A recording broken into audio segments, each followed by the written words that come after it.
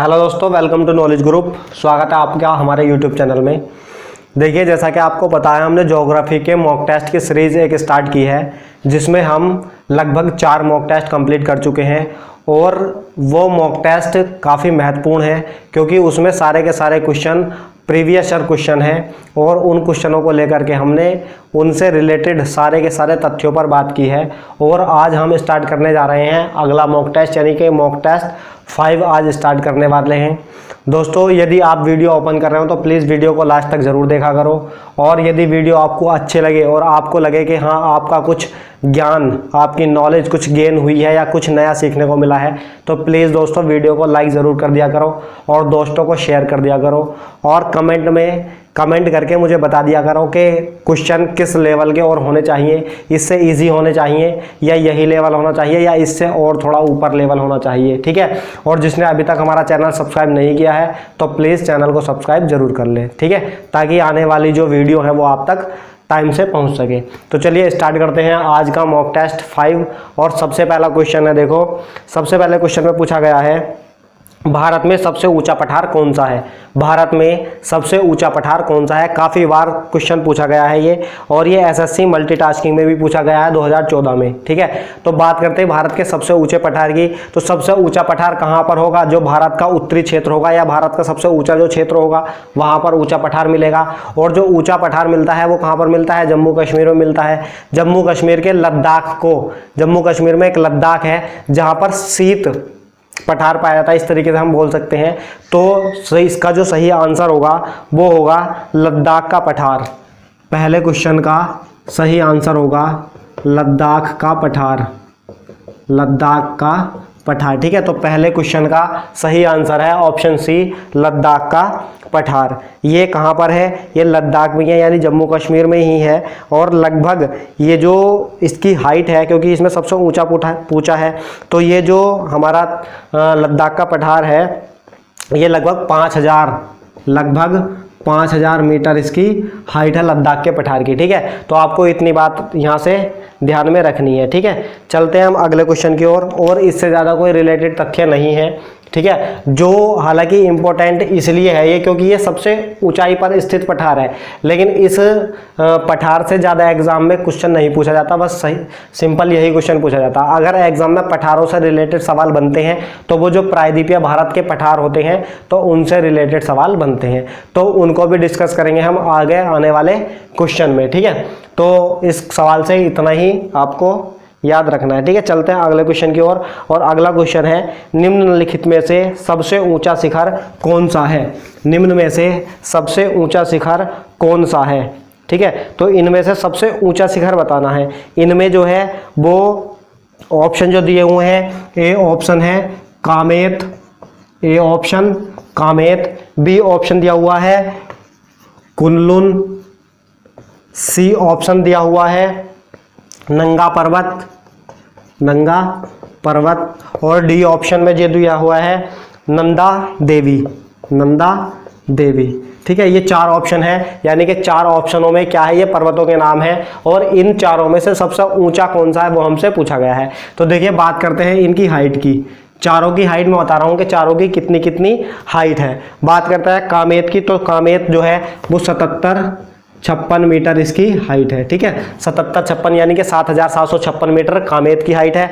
Kunlun की बात करते हैं तो 71-67 इसकी हाइट है, 71-67 यानी कि 7167 मीटर कुनलुन की हाइट है। बात करते हैं नंगा पर्वत की, तो नंगा पर्वत 7817 मीटर इस नंगा पर्वत की हाइट है। बात करते हैं नंदा देवी पर्वत की, और नंदा देवी पर्वत की जो हाइट है वो है 7817, अच्छा सॉरी, नंगा पर्वत की नहीं, ये 7817 जो है वो नंदा देवी की है। और जो नंगा पर्वत है इसकी है 8126 मीटर, 8126 मीटर, ठीक है। तो अगर बात करते हैं इनमें सबसे ऊंचा पर्वत कौन सा हुआ, तो सबसे ऊंचा हुआ नंगा पर्वत, यानी कि सी ऑप्शन सबसे यानी कि सही आंसर होगा। सबसे ऊंचा जो है वो नंगा पर्वत है। इसके बाद बात करते हैं तो सी के बाद कौन सा होगा, सी के बाद होगा आपका डी ऑप्शन, ठीक है। डी ऑप्शन के बाद कौन सा होगा, तो वो होगा ए ऑप्शन और ए के बाद होगा बी ऑप्शन। तो ये इसका क्रम रहेगा। कभी कभी यूपी पीसीएस में या यूपीएससी में सवाल इस तरीके से भी पूछ लिया जाता है, यानी कि क्रम लगाने के लिए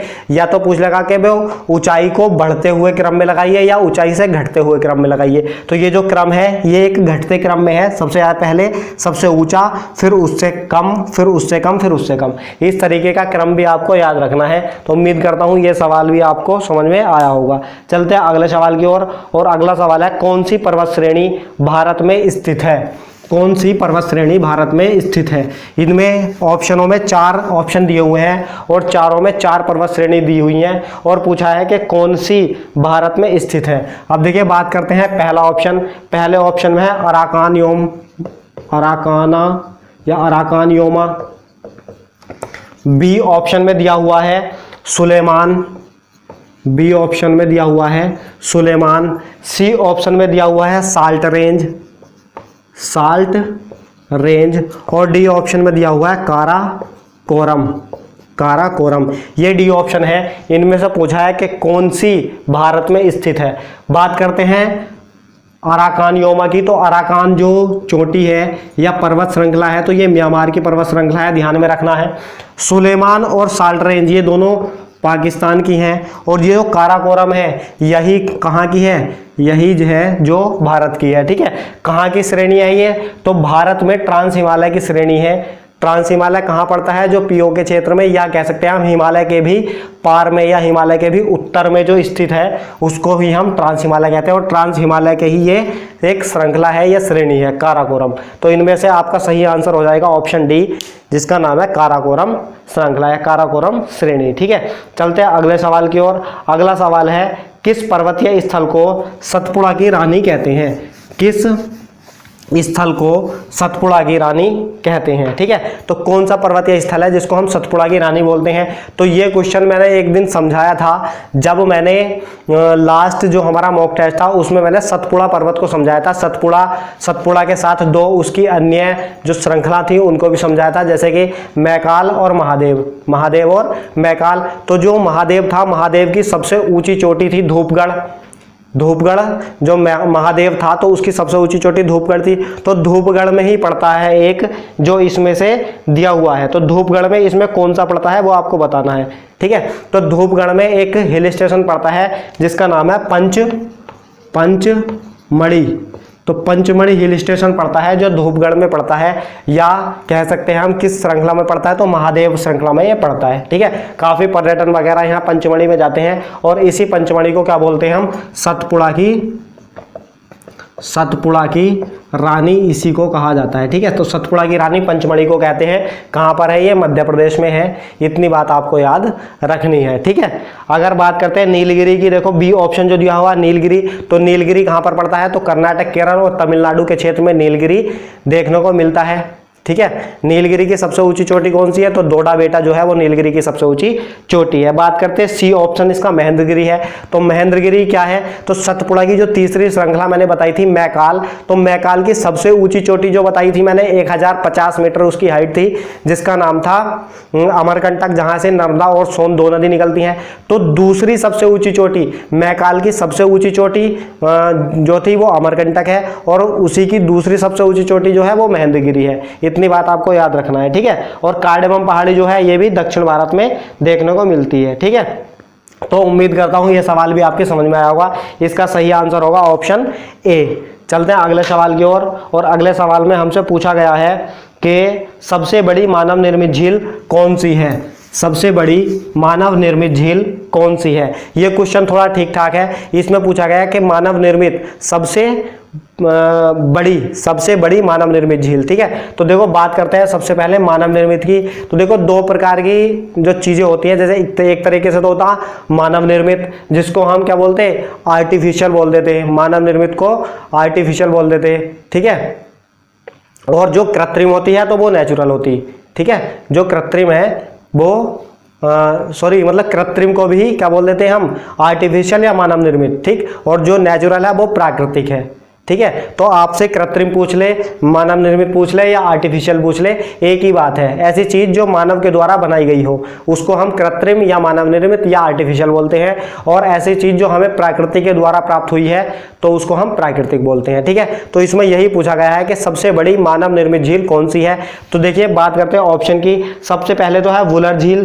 तो वुलर झील जो है वो कहां पर है, तो वुलर झील आपको पता है मीठे पानी की झील है, सबसे बड़ी झील है मीठे पानी की भारत में। और कहां पर है वुलर झील, जम्मू कश्मीर में है। लास्ट मॉक टेस्ट में ये वुलर झील के बारे में मैंने काफी विस्तार से जाना था। आगे करते हैं बी ऑप्शन की, गोविंद सागर झील। तो देखो इसका जो सही आंसर होगा सबसे बड़ी, इसका जो आंसर होगा सबसे बड़ी मानव निर्मित झील, सबसे बड़ी मानव निर्मित झील, ठीक है। तो यही है सबसे बड़ी मानव निर्मित झील, जिसका नाम है गोविंद सागर झील, गोविंद सागर लेक या गोविंद सागर झील, ठीक है। कहां पर है ये, सबसे पहली तो बात यही है कि गोविंद सागर झील कहां पर है। तो ये आपको हिमाचल प्रदेश में देखने को मिलती है, हिमाचल प्रदेश में देखने को मिलती है।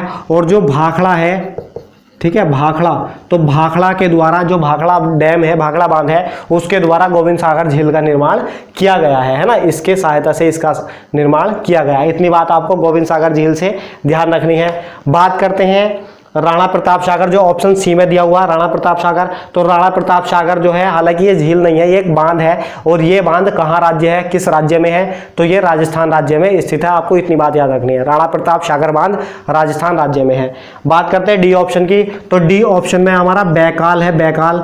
और ये जो बैकाल झील है काफी इंपॉर्टेंट झील है। क्यों है इंपॉर्टेंट, पहली बात तो ये बैकाल झील कहां पर है ये आपको याद रखना है। तो ये रूस में स्थित है, बैकाल झील रूस में स्थित है। इंपॉर्टेंट क्यों है, महत्वपूर्ण क्यों है ये, क्योंकि ये दुनिया की सबसे प्राचीन और सबसे गहरी झील है, ठीक है, गहरी व प्राचीन, ठीक है।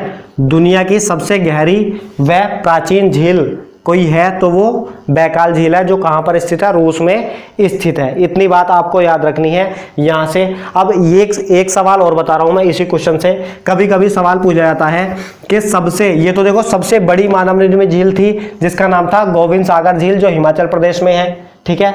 यदि सवाल पूछा जाए कि सबसे पहली मानव निर्मित झील, पहली मानव निर्मित झील, यदि आपसे सबसे पहली मानव निर्मित झील का नाम पूछ लिया जाए कि सबसे पहली मानव निर्मित झील कौन सी है, कहां पर है, किसके द्वारा बनवाई गई, तो इसके बारे में बता रहा हूं। देखो सबसे पहली मानव निर्मित झील जो है उसका नाम है सुदर्शन लेक या सुदर्शन झील, ठीक है। कहां पर है ये, तो ये गुजरात के गिरनार में स्थित है, गिरनार में स्थित है। इसका निर्माण किसने कराया था, तो देखो चंद्रगुप्त, ठीक है, चंद्रगुप्त मौर्य। हालांकि जो अगर सवाल पूछा जाता कि मानव निर्मित झील जो सुदर्शन झील है उसका निर्माण किसने कराया था, तो ऑप्शन में चंद्रगुप्त मौर्य मिलता है। लेकिन चंद्रगुप्त मौर्य के आदेश पर इसका एक गवर्नर था, जिसका नाम था पुष्यगुप्त वैश्य, पुष्यगुप्त वैश्य। तो पुष्यगुप्त वैश्य के द्वारा इसका निर्माण कराया गया था। लेकिन जो सवाल आता है हमें और उसमें जो ऑप्शन मिलता है वो चंद्रगुप्त मौर्य ही मिलता है, इसलिए हम चंद्रगुप्त मौर्य ही इसका आंसर लगा देते हैं, ठीक है। वरना इसका जो निर्माण कराया गया वो पुष्यगुप्त वैश्य के द्वारा किया गया था, जो कि एक चंद्रगुप्त मौर्य का गवर्नर था, एक राज्यपाल था, ठीक है। तो उम्मीद करता हूं सवाल ये आपको समझ में आ गया होगा। चलते हैं हम अगले सवाल की ओर। और अगला सवाल है, बलतोड़ा हिमनद स्थित है, बलतोड़ा हिमनद या बोल सकते हैं हम बलतोड़ा ग्लेशियर। बलतोड़ा ग्लेशियर कहाँ पर स्थित है ये हमें बताना है। तो देखो बात करते हैं बलतोड़ा हिमनद की। तो बलतोड़ा हिमनद जो हमारा स्थित है वो होगा काराकोरम पर्वतमाला में, काराकोरम पर्वतमाला में स्थित है बलतोड़ा हिमनद, या इसको हिमनद को क्या बोल देते, ग्लेशियर। तो बलतोड़ा ग्लेशियर कहाँ पर है? काराकोरम जो श्रेणी है, काराकोरम श्रेणी में स्थित है बलतोड़ा ग्लेशियर। इतनी बात आपको याद रखनी है, ठीक है। इसमें हालांकि और भी जो काराकोरम श्रेणी है, इसमें बालतोड़ा के अलावा और भी 3-4 जो प्रमुख ग्लेशियर है, जो हिमनद है, वो भी स्थित है। जैसे कि एक बियाफो है, बियाफो, सियाचिन, गॉडविन ऑस्टिन, ठीक है। बियाफो, एक सियाचिन ग्लेशियर जो है ये भी काफ़ी फेमस है ना, सियाचिन। तो ये भी सियाचिन ग्लेशियर जो है ये भी कहाँ पर है? काराकोरम पर्वत में ही स्थित है। और गॉडविन ऑस्टिन, जिसको क्या बोलते हैं हम? K2, जो भारत की सबसे ऊंची चोटी भी है, ठीक है। इतनी बात आपको याद रखनी है। उम्मीद करता हूँ कि ये समझ में आया होगा। चलते हैं अगले सवाल की ओर। और अगला सवाल है, भारत में सबसे ऊंचा जलप्रपात कौन सा है? भारत में सबसे ऊंचा जलप्रपात कौन सा है? ठीक है, तो देखो इसके बारे में आपको पता होगा, भारत में सबसे ऊंचा जलप्रपात कौन सा है। तो देखो इसमें पहला ऑप्शन है सिमसा प्रपात, बी है होगेनक्कल प्रपात, सी है कोटालम प्रपात और डी है जोग प्रपात, ठीक है। तो इसका जो सही आंसर होगा वो होगा ऑप्शन डी, जोग प्रपात। जोग प्रपात, ठीक है। जोग प्रपात को गरसोप्पा प्रपात भी बोल दिया जाता है इसको, ठीक है।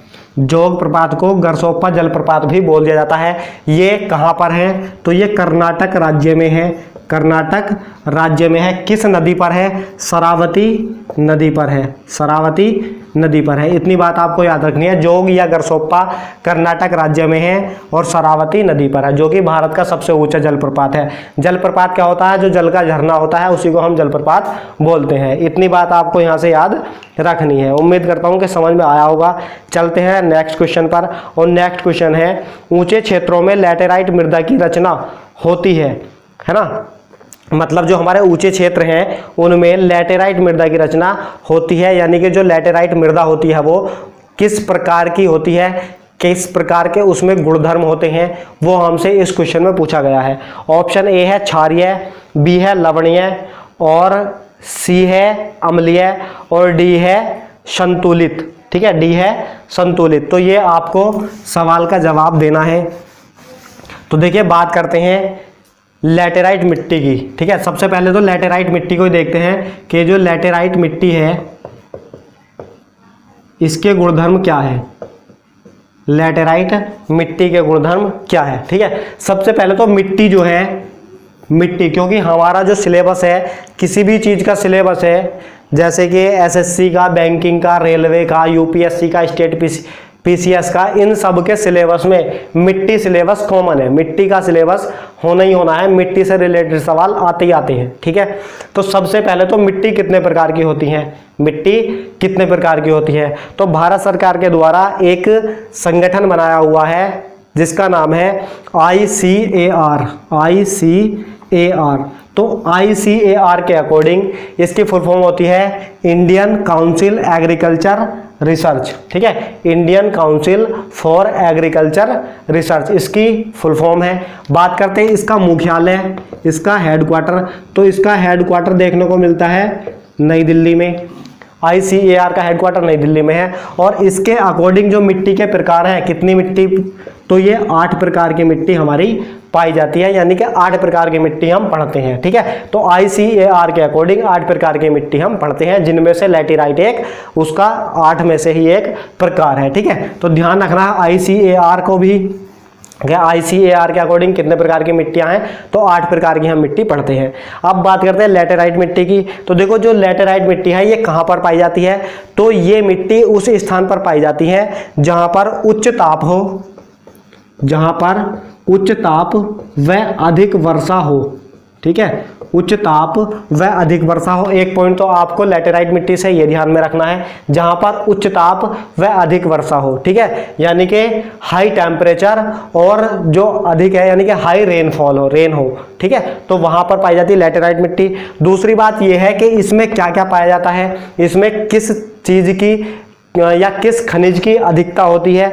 तो इसमें लोहा यानी Fe और जो एल्यूमिनियम है, तो लोहा और एल्यूमिनियम की अधिकता होती है लैटेराइट मिट्टी में, ठीक है। और हालांकि इसमें इनकी तो अधिकता होती है, इनकी अधिकता होती है, और इसके साथ जो नाइट्रोजन व पोटास है, नाइट्रोजन व पोटास है उसकी कमी होती है। ठीक है, नाइट्रोजन और पोटास की कमी होती है, लोहा और एल्यूमिनियम की अधिकता होती है। और जब नाइट्रोजन और पोटास की कमी होती है तो इसीलिए ये कम उपजाऊ होती है, कम उपजाऊ होती है, क्योंकि उपजाऊ मिट्टी या उपजाऊ भूमि वही होती है जिसमें नाइट्रोजन और पोटास की मात्रा अधिक हो, लेकिन इसमें नाइट्रोजन और पोटास की मात्रा कम है, इसलिए इसको कम उपजाऊ मिट्टी भी कहते हैं। बात करते हैं अगले पॉइंट पर इसके कि और क्या पॉइंट बन सकता है इससे। अब जब इसकी कम उपजाऊ है और जो है फेरस और एल्यूमिनियम इसमें ज़्यादा पाया जाता है, तो इसलिए इसकी जो गुणधर्म है, इसका जो गुण है वो किस प्रकार का है, तो वो अम्लीय प्रकार का होता है। ठीक है, अम्लीय प्रकार की ये मिट्टी होती है, इतनी बात आपको याद रखना है। सवाल इसमें एक और पूछा था कि लैटेराइट मिट्टी में किस प्रकार की फसलें की जाती हैं, तो बागानी फसलें इसमें उगाई जाती हैं। बागानी फसलें जैसे कि चाय हो गई, ठीक है, कॉफ़ी हो गई, चाय, कॉफ़ी, रबर, है ना, ETC जो है इस तरीके की, यानी कि बागानी फसलें जो हैं वो लैटेराइट मिट्टी में होती हैं। ठीक, तो इतनी बात आपको यहाँ से याद रखना है लैटेराइट मिट्टी से। और इस क्वेश्चन में हमसे क्या पूछा गया था, इसमें पूछा गया था कि ऊंचे क्षेत्रों में लैटेराइट मृदा की रचना कैसी होती है। ए ऑप्शन था क्षारीय, बी लवणीय, सी अम्लीय और डी संतुलित। तो लैटेराइट में कैसी पाई जाती है, अम्लीय इसका सही आंसर होगा, यानी ऑप्शन नंबर जो आपको सी में दिया हुआ है अम्लीय वह सही होगा। ठीक है, चलते हैं अगले सवाल की ओर। चलते हैं अगले सवाल की ओर। और अगला सवाल है, कपास के उत्पादन के लिए सबसे अच्छी मिट्टी कौन सी है। कपास के उत्पादन के लिए सबसे अच्छी मिट्टी कौन सी है। तो कपास के उत्पादन के लिए उपयुक्त मिट्टी या जो अच्छी मिट्टी है वो आपको बताना है कि कपास की खेती करने के लिए सबसे अच्छी मिट्टी कौन सी होती है। ठीक है, तो देखो उस मिट्टी का नाम, उसको हम कपासी मिट्टी के नाम से भी जानते हैं, कपासी मिट्टी के नाम से भी जानते हैं, या उसको हम रैगुर मिट्टी भी बोलते हैं, रैगुर मिट्टी, या फिर उसको जो उसका सही नाम है ICAR के अकॉर्डिंग तो उसको बोलते हैं हम काली मिट्टी। ठीक है, काली मिट्टी। तो आपको इस नाम सुनकर के आंसर का तो पता चल चुका होगा, क्योंकि आंसर में यही है। आंसर है काली लावा मिट्टी, बी है दोमट मिट्टी, दोमट मिट्टी जो है वो जलोढ़ मिट्टी को ही कहा जाता है, और सी है पूर्ण जल वाहित मिट्टी, और डी है कछारी मिट्टी।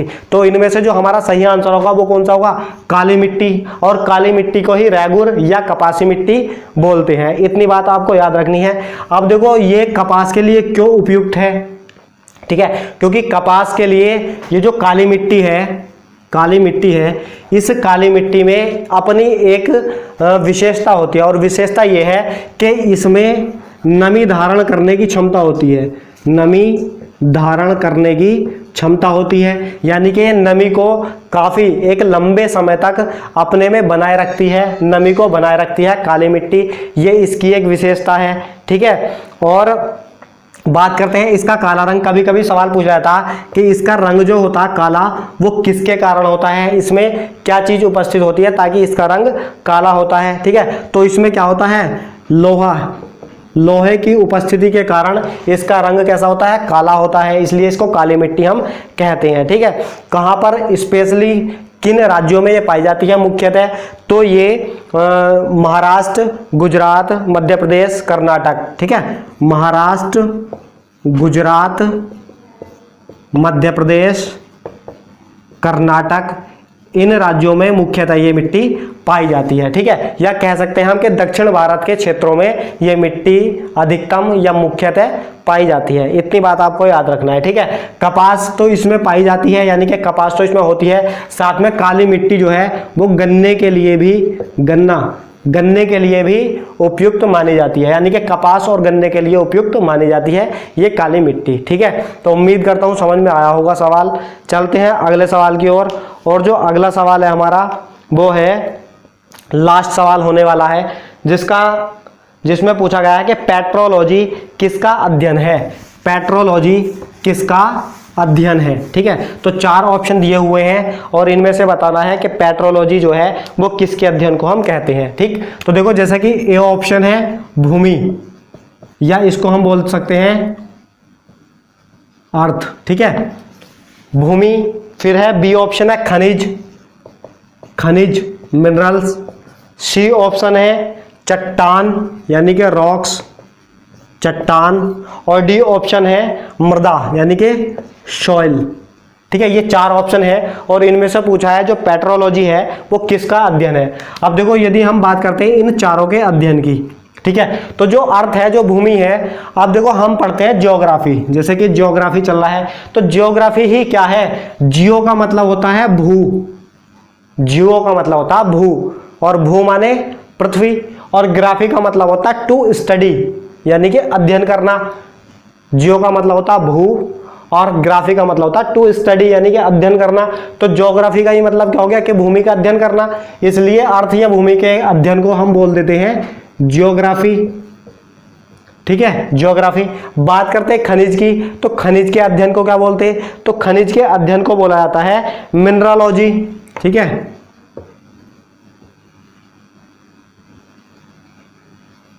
मिनरलॉजी बोलते हैं खनिज के अध्ययन को। बात करते हैं चट्टान के अध्ययन को, जो रॉक है, जो चट्टान है, चट्टानों के अध्ययन जो करते हैं उसको क्या बोला जाता है, तो उसको बोलते हैं हम पेट्रोलॉजी, उसको बोलते हैं हम पेट्रोलॉजी। ठीक है, चट्टान के अध्ययन को पेट्रोलॉजी। बात करते हैं सॉइल, मिट्टी, मिट्टी के अध्ययन को, तो मिट्टी के अध्ययन को बोला जाता है पेडोलॉजी। ठीक है, पेडोलॉजी। तो ये चारों अध्ययन आपको याद रखने हैं। भूमि या अर्थ के अध्ययन को ज्योग्राफी बोलते हैं, खनिज के अध्ययन को मिनरलॉजी, क्योंकि खनिज का होता है मिनरल्स होते हैं, और मिनरल्स की स्टडी करने को ही क्या बोलते हैं हम, मिनरलॉजी बोलते हैं। चट्टान को पेट्रोलॉजी और मृदा को पेडोलॉजी। तो इसमें हमसे पूछा गया था कि पेट्रोलॉजी किसके अध्ययन को कहा जाता है, तो चट्टान के अध्ययन को कहा जाता है, यानी कि आपका सही आंसर क्या हो जाएगा, सी आपका सही आंसर यहां पर हो जाएगा। ठीक है, तो उम्मीद करता हूं आपको समझ में आया होगा मॉक टेस्ट, और प्लीज कमेंट बॉक्स में, ये 10 क्वेश्चन थे और इन 10 में से लगभग इन 10 को यदि मैं गुणा करूं, गुणा का मतलब यह है कि इन 10 से प्रति एक क्वेश्चन से लगभग 4 क्वेश्चन तो मान के चलना कि 1 से 4 के बारे में हमको पता चला है, या कह सकते हैं हम कि 40 से 50 क्वेश्चन के बीच में हमने एक मॉक टेस्ट में सवाल सॉल्व कर लिए हैं। ठीक है, और सारे के सारे मॉक टेस्ट जो हैं हम इसी प्रकार से सॉल्व करते हैं। तो जिसने अभी तक हमारे जो प्रीवियस मॉक टेस्ट हैं, यानी कि जो आने वाले, जो अभी तक 4 मॉक टेस्ट हमारे हो चुके हैं, वो नहीं देखे तो प्ले लिस्ट से जाकर के आप देख सकते हैं। ठीक है दोस्तों, तो मिलते हैं कल नेक्स्ट मॉक टेस्ट यानी कि मॉक टेस्ट नंबर 6 के साथ। तो बस वही करना है आपको। यदि वीडियो अच्छी आए, अच्छी लगे, समझ में आए, कुछ नया सीखने को मिला हो, ठीक है, तो वीडियो को लाइक ज़रूर कर दो। ठीक है, तो मिलते हैं दोस्तों। ओके, धन्यवाद, थैंक यू।